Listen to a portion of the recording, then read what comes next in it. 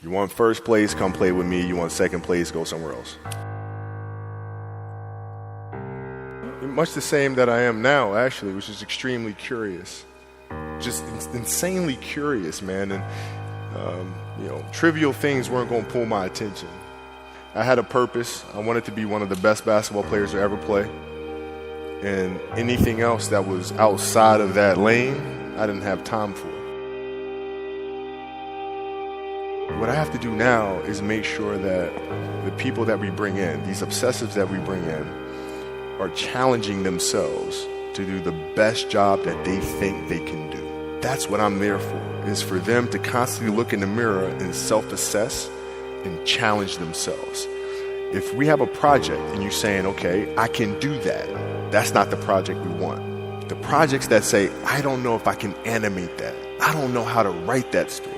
I don't know how to do that. Those are the things we want, because through that curiosity, you'll reach a level that you didn't think was possible.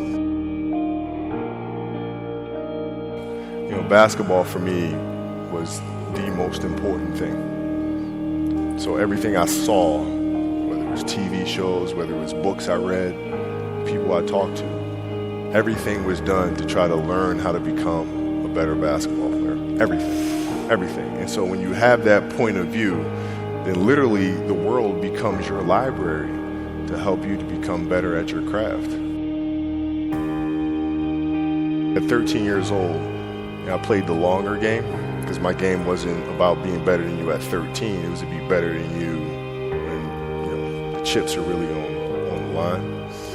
So when we played at 13, I would size you up and see what your strengths and weaknesses are. How do you approach the game? Are you silly about it? Are you goofy about it? Are you good at it just because you're bigger and stronger than everybody else? Right? Or is there actually thought and skill that you put into it? Right? And when I'd play to my weaknesses. I wouldn't play to my strengths. I played to my weaknesses. Because when you're playing summer basketball, there's so many games. So there's not a lot of skill work being done. So when are you going to get better? Right? When you're playing in competition situations, you're only playing to your strengths. Why? Because you want to win. Right? So what I would do, I was work on the things during those games that I was weak at. Left hand, pull-up jump shot, post game.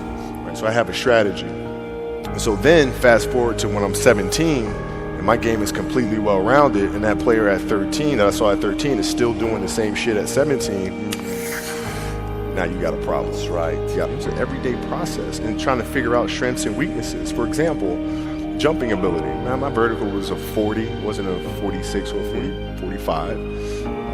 My hands are big, but they're not massive. Right? So you got to figure out ways to strengthen them so your hands are strong enough to be able to palm a ball and do the things that you need to do. Quickness, I was quick, but not insanely quick. I was fast, but not ridiculously fast. Right? So I had to rely on skill a lot more. I had to rely on angles a lot more. I had to study the game a lot more. And but I enjoyed it though. So like from the time I can remember when I started watching the game, I studied the game, and it just never changed. And then you had the players that had that passion, but weren't willing to commit their entire lives to doing that, right? It's a choice, right? You have other things. You have family. You have all these other things that you have to do. The game can't really be your number one priority. And so I was just looking at that like, man, this is going to be fun. Listen, I don't deal with people that don't commit at that level, but then act as if they do. I don't deal with that. I don't. And the people that love you, like friends and family, like they know that about you. Got it. So they let you be you. And when you reconvene, you pick back up where you left off. But make no mistake about it, everything in between is lost. Right? So those long-term relationships, the commitment of time of, taking like I see a lot of players take vacations with other players that are close friends. And or just take vacations just to take vacations, or just hang out just to hang out. Like I never did that, because when I retire, I didn't want to have to say, I wish I would have done more. I went to Goat Mountain, and I talked to Magic, Michael, Bird, Hakeem Olajuwon, Jerry West, Oscar Robinson, Bill Russell. So I would talk to them. What did you do? What were your experiences? Michael in particular has become my big brother. He's been my big brother since I first came in the league. And what was that process like? So I went to them and started understanding the ins and outs of the game and how they approach things and their level of detail and obsessiveness. And that's what I did. You kind of got to get over yourself. It's not about you, man. Like, okay, you feel embarrassed. You're not that important. Like, get over yourself. That's where you go. Get over yourself, right? Like, you're worried about how people may perceive you, and like you're walking around and it's embarrassing because you shot 5 air balls. Get over yourself, right? And then after that, it's okay. Well, why did those air balls happen? Got it. High school, year before, we played 35 games max, right? Week in between, spaced out. Plenty of time to rest. In the NBA, it's back to back to back to back to back to back to back. I didn't have the legs. So you look at the shot, every shot was online. Every shot was online, but every shot was short. Right? I got to get stronger. I got to train differently. The weight training program that I'm doing, I got to tailor it for an 82-game season so that when the playoffs come around, my legs are stronger and that ball gets there. So I look at it with rationale. Say, okay, well, the reason why I shot air balls is because my legs aren't there. I go, well, next year they'll be there. That was it. The game itself it's a complicated answer. So there are very tactical things in terms of footwork and geometry of the court. So you're looking at the court and looking at the 45-degree angles that the court is shaped in and how it needs to operate. That's one component to it. So looking at spots on the floor where you can increase your efficiency, right? You can be on the wing, but there's a certain spot on the wing that improves your angle to drive to the basket, right? So that sort of stuff. Footwork of the opposition, looking at the emotion of the opposition, their tendencies, their weaknesses, and all that stuff. Understanding the momentum of the game, how to create momentum shifts, where momentum shifts come from, all this sort of stuff.